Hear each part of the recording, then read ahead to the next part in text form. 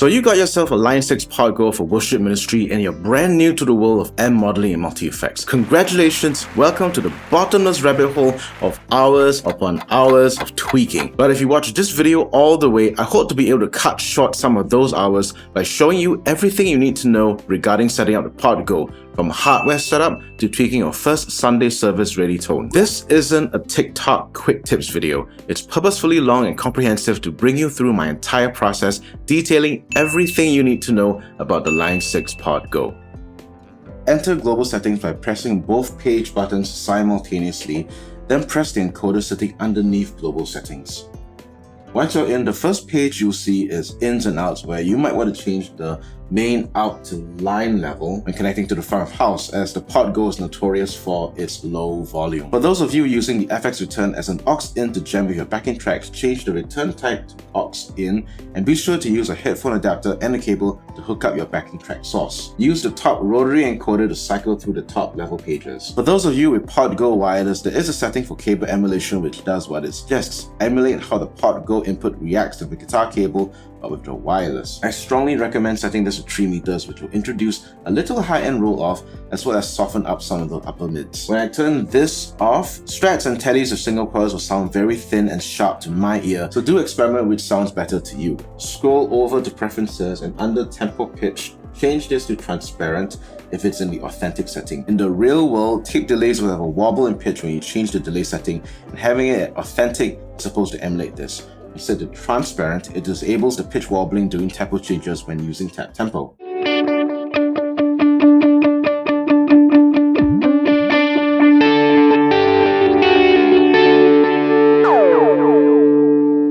Scroll over to switches, pedals, and we have very important settings to decide on. You first have to determine what the up-down switches do. By default, they're set to bank, so toggling those brings out a preset selection screen that allows you to bank up or down. This is useful if you have configured individual presets for songs or for special effects. Setting this to presets will turn the up-down switches to preset scrolling mode, useful if you've organized the presets in your setlist sequentially and just need a convenient way to queue up the next preset. If you're only going to use one preset for the entire set, or if you don't mind using the big encoder to scroll presets, turning this to snapshot enables you to scroll up and down your 4 snapshots. I found this setting useful if I configured the snapshots to change levels of gain and overdrive.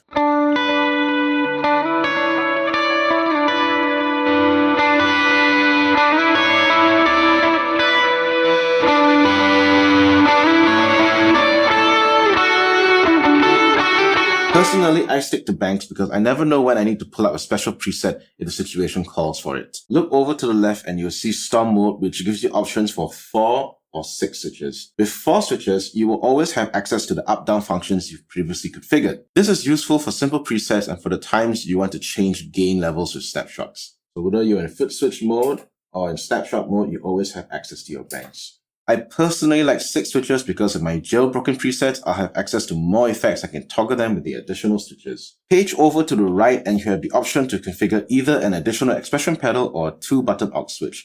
Personally, I sometimes use a 2-button switch for extra control, and to configure this, make sure that EXP2 is set to FS78, and that frees up the FS78 function option. I currently have it set up for snapshot scrolling, but you could conceivably set this up for Stomp 7.8 to have 2 additional bypass or parameter stage change options. Welcome to your very first Pod Go preset. I'm going to be going through what the editor interface looks like, and I'm going to be going through how to set up a patch from scratch so that you can go from this basic new preset template all the way to a Sunday ready tone.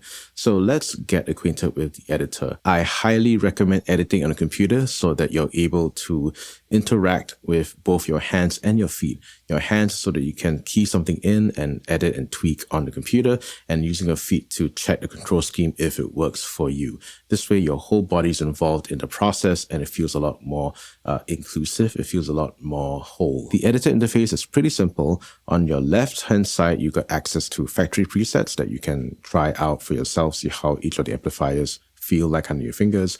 You've got a user preset that you basically have an entirely blank 32 banks of presets worth. And the last folder, impulses, refers to impulse response. And an impulse response is like a capture. It's a sonic capture of a cabinet's sound.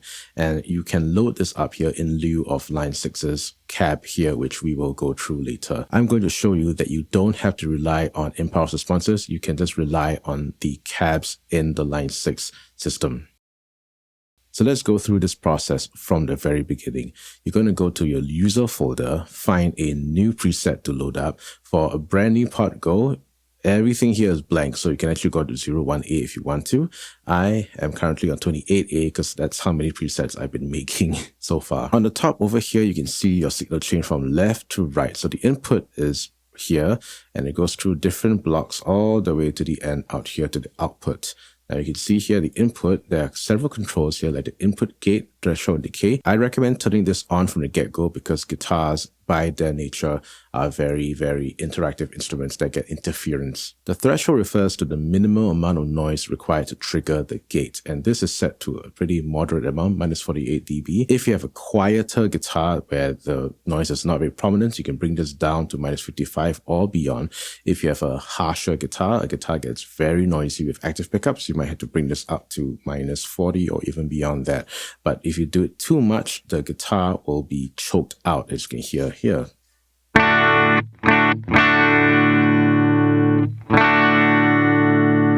You can hear that it's choking out a bit more, but if I turn this back to 48 dB,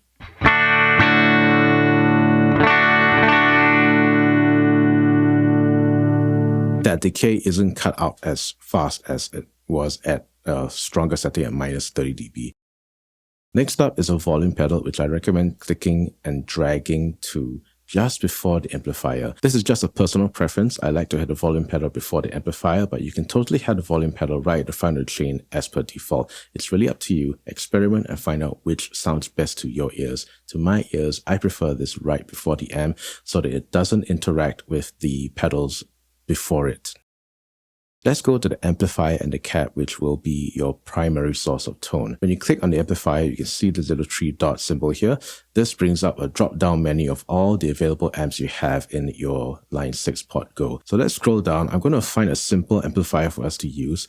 If you scroll all the way down, you'll see something called the Line 6 Litigator. The biggest reason why I advocate for this to be the beginner amplifier is because it has the simplest set of controls on any of the amplifiers in the Line 6 ecosystem. It has got amp drive, a simple tone stack of bass, middle, treble presence, channel volume, which is like the master volume control of the patch. In fact, this amplifier sounds very nice when you have all the controls set to 5. I'm just going to do this very quickly. I'm going to have the presence on 5 as well. Let's go and turn, I'll keep the channel volume at 8.5, and I'm going to turn up the master because I like the master to be higher because I want the amp to be a bit more responsive, to be a bit more reactive to what I'm playing. The hotter the master, the hotter the amp is running, and therefore the more reactive it is to picking dynamics.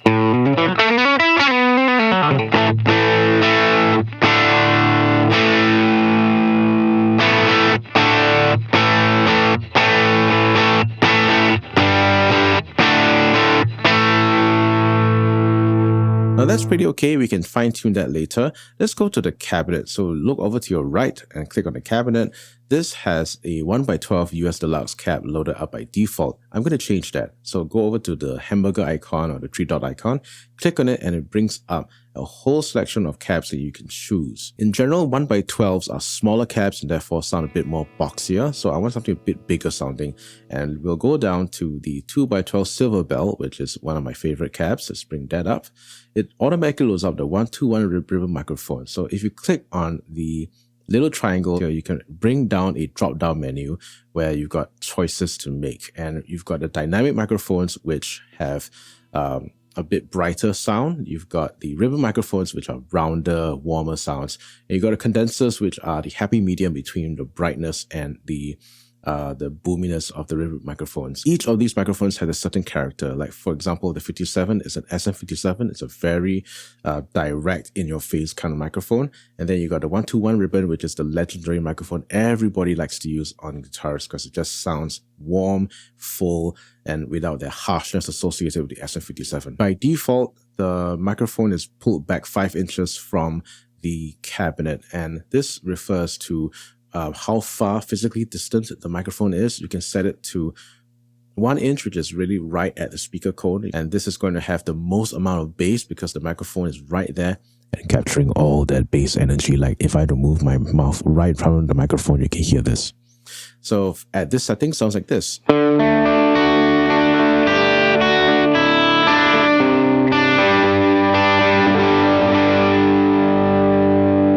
Now that's nice, but it's a very bassy kind of sound. I don't really like that. I'm going to pull this off to 4 inches or 5 inches as per the standard. I don't mind it at 4.5 to 5. Let's just try 4.5 just for fun.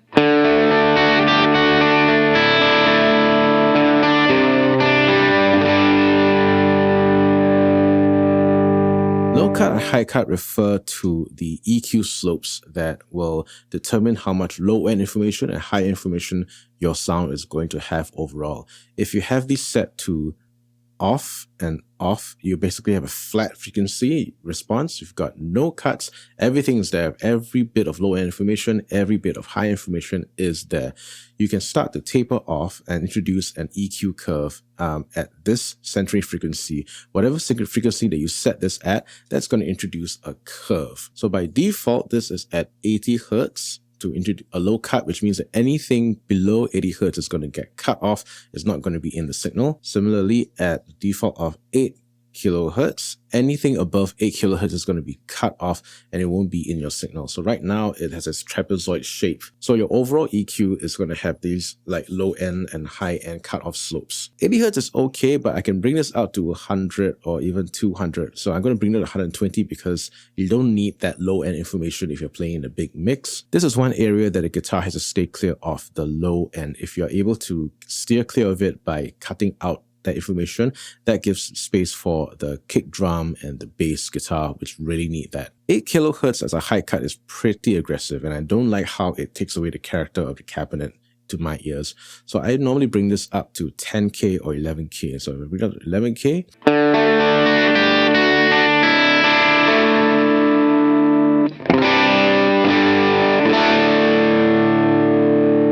I hope you can hear this over YouTube, but with an 11K high cut, you have a bit more sizzle to the tone, which is important when you're trying to cut through a mix. Early reflections will refer to how lively the tone is by introducing the acoustic reflections around the cabinet. And I do like this to be quite high. I'm going to put it up to 33% as my starting point.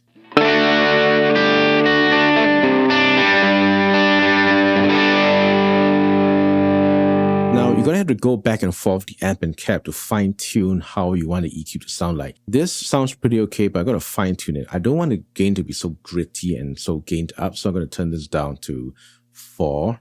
I don't want the bass to be that heavy too, so I'm going to bring this down to 3.5. I want a bit more of the voice of the guitar to shine through, so I'm going to have a higher mids. And I'm going to tame down that presence because I don't want it to be too bright and harsh. And finally, I'm going to turn out the master to, let's say, 8, because I do like to have the guitar amp to be a bit more responsive.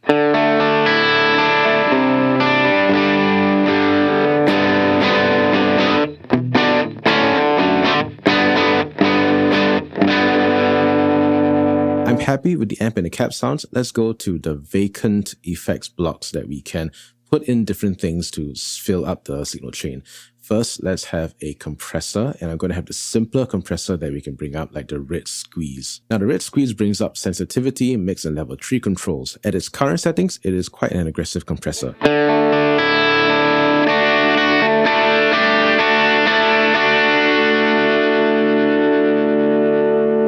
Now, you can hear the tail end of that note going in and out and wobbling and ebbing and flowing. That's a telltale sign that the compressor is set very high and that it's breathing. To bring that down, I'm going to turn this sensitivity to 4. I'm going to introduce more clean signal into the mix. So the mix control here refers to how much of your compressed signal you want versus your dry, uncompressed signal. At 100% mix, this is only introducing compressed signal. There's no blend, but you can turn this down to, and I'm going to turn it out quite aggressively to 60%, meaning that you have a decent blend of both compressed and uncompressed signal, because you don't want to squash your signal to the point that you don't have any dynamics with your pick attack. So 100% mix.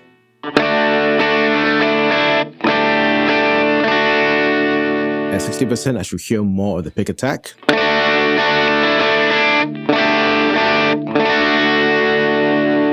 Lastly, I'm going to bring down that level control so that I'm not hitting the amp as hard as with 5 dB of gain. I'm going to put 2.5. What does this sound like?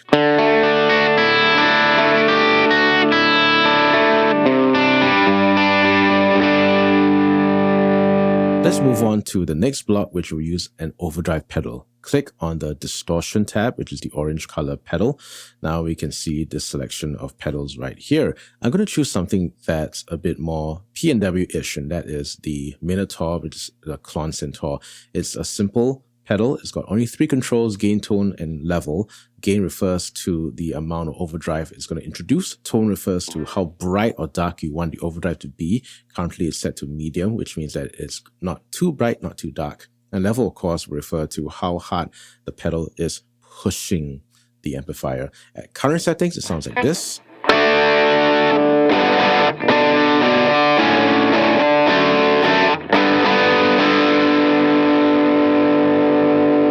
I want a bit more juice, so I'm going to turn this up to 5.5.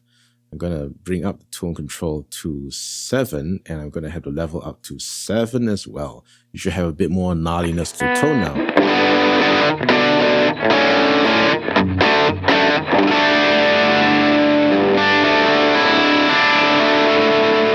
The tone set higher is going to help you cut through the mix when you play lead sounds.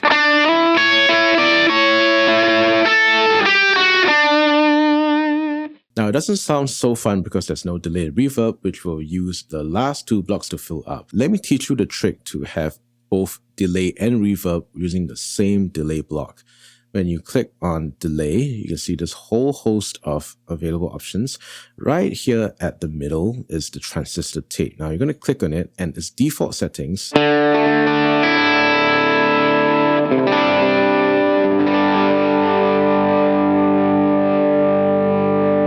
The transistor tape is modeled after the Echoplex, which has this very nice warmth that hugs the notes to make it sound like pseudo-reverb. So a couple of things that we're going to do to tweak this. Over here, this clock control, you're going to click it to change the delay calculation to subdivisions. So this is now looking at quarter notes at 70 BPM. So quarter notes at 70 BPM sounds like this.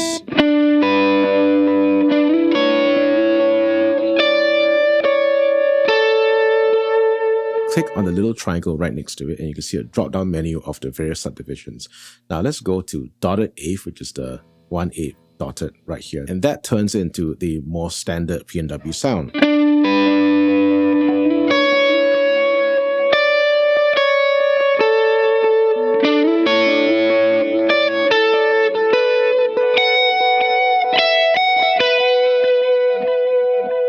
Two more things you're going to do. You're going to turn up the headroom control. Now, on some delay models, the delays, when they get hit by a pretty hard signal, they start to clip. And this clipping may not sound very pleasing to the ear, but it's how the analog stuff in the old days used to react. In this digital world, we can get rid of that emulation, bring up the headroom control to plus 12 dB as much as high as you can go. That way, no matter how hot your signal is from the front with the overdrive and the amplifier, is not going to clip and digitally clip the delay pedal. Next, turn on the trails. This control for delay and reverb should be on regardless of which delay or reverb model you're on, because when you have the trails off, what happens when you turn the delay off is that the sound will just cut off immediately. That's not natural at all. Whereas if you have the trails on, if you turn it,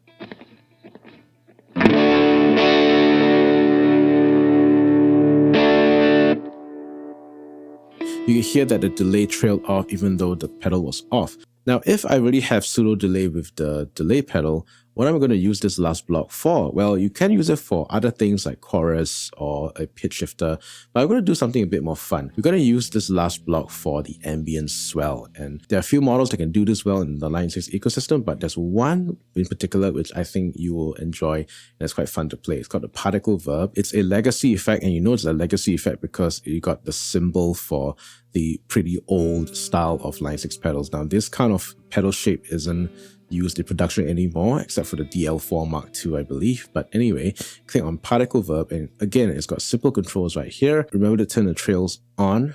It's got a dwell control here, which is set pretty low. And what it does is that it's like a pad sound.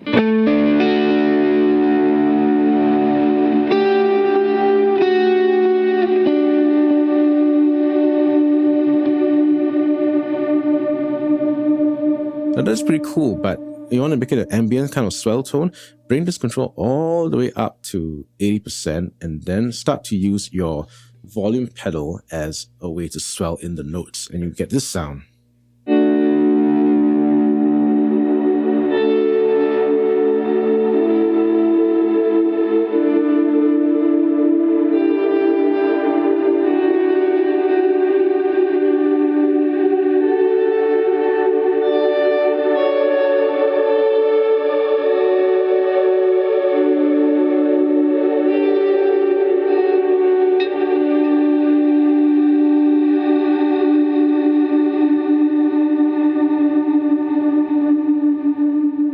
One way to fine-tune that ambient swell is to go back to your volume pedal. Now you can see that the volume pedal control has one thing. You can choose either linear, which goes from 0 to 100 in a straight line. Logarithmic feels a bit more natural with the swell tone. So if I keep changes to logarithmic and if I turn on the reverb, this is what you get.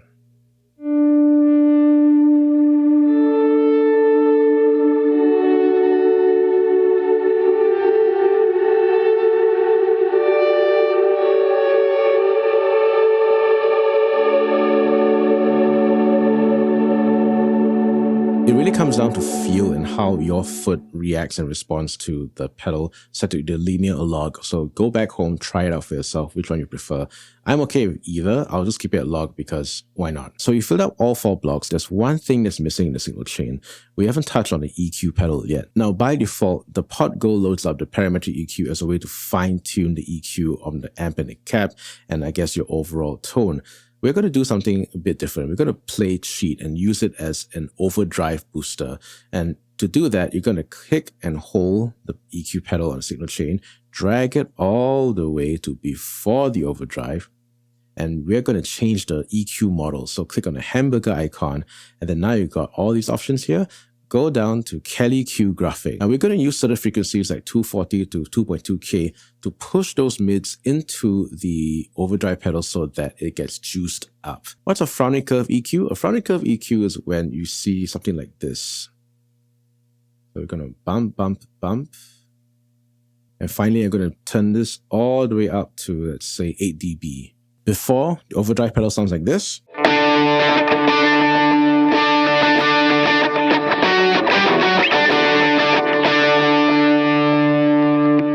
The EQ pedal on with the frowning curve EQ.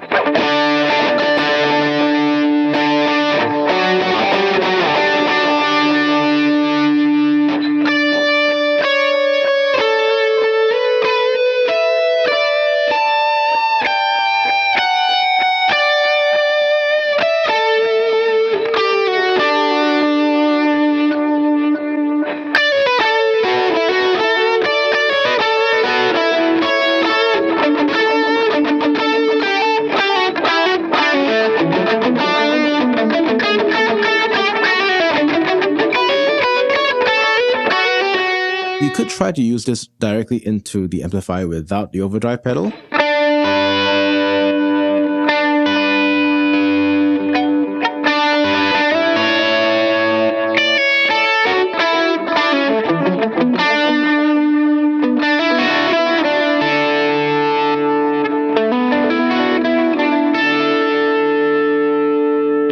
So it's essentially, we just created two overdrive options using the EQ pedal and the overdrive pedal block on your Pod Go. So the last thing we need to do is to set up a control scheme that makes sense. If you follow my setup instructions in my personal process, I use 6 foot switches.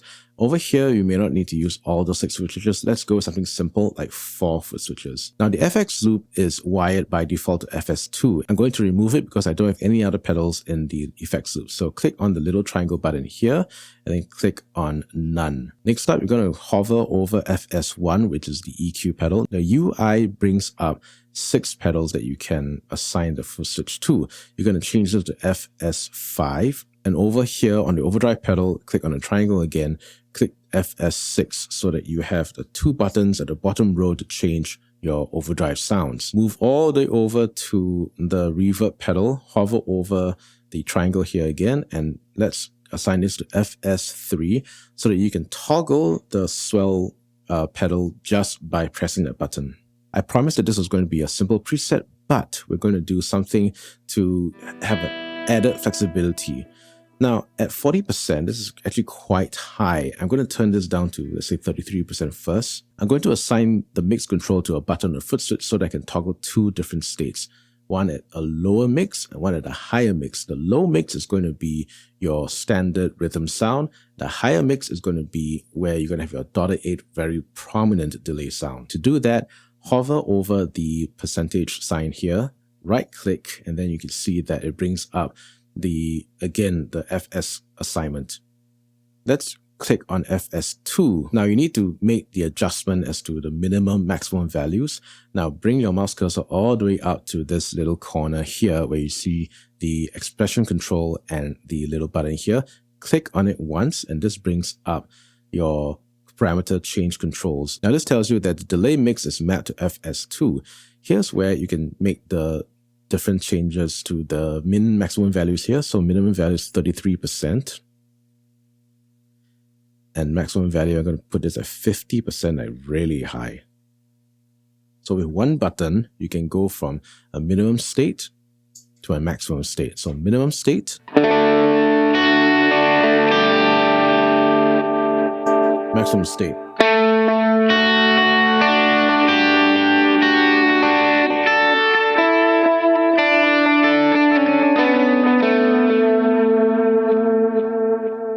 Now this sounds pretty cool with some overdrive.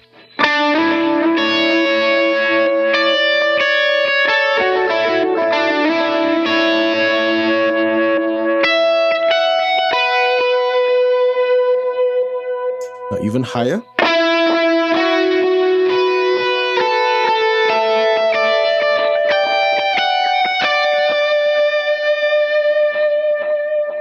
So now you have access to a myriad of sounds just based on 4 foot switch assignments. You got your clean sound,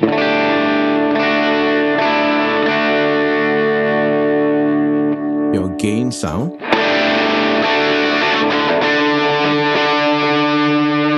and your lead sound when you stack the EQ in front.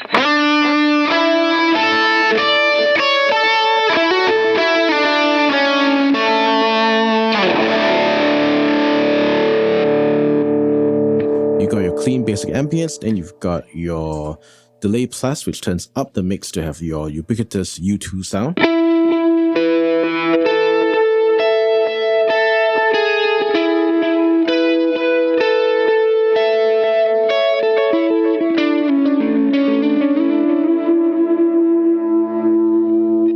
And when you press the particle verb, you can turn on your swell sound.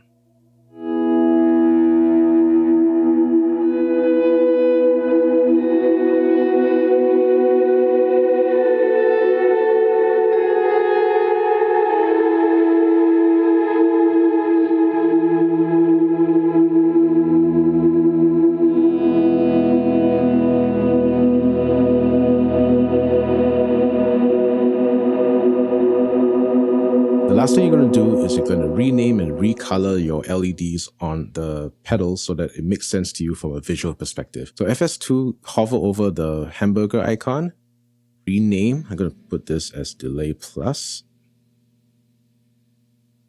Hover over the icon, click on the hamburger again, foot switch color. Let's turn this to green. FS3, particle verb. Let's hover and rename this to MB+. Hover again. I like pink for reverbs because that's the way I've always visualized reverb, I guess. FS5, hover over hamburger, rename. Let's put this as stage 2 for overdrive. Hover over here and let's turn this red because that's to indicate that it's meant for a lead sound. FS6, hamburger, rename stage 1 overdrive. Hamburger again. Let's switch color. Let's turn this to yellow.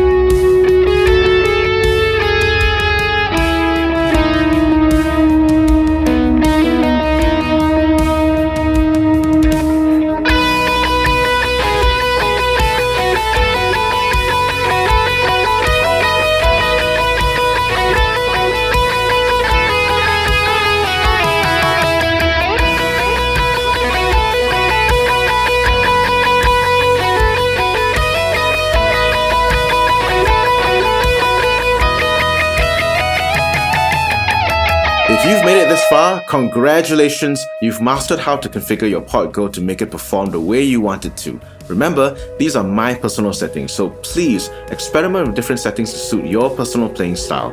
I've made Sunday-ready versions of this very preset, which will be available in my free pack, as well as a jailbroken version of the extra effects in my Pod Go Worship Essentials pack. Please feel free to check it out. Links are in the description. This video is part of a beginner series that explores all the essentials you need to succeed in your role as an electric guitarist in worship ministry. I hope to cover tone and technique, so do check out this playlist here for regular updates. See you there.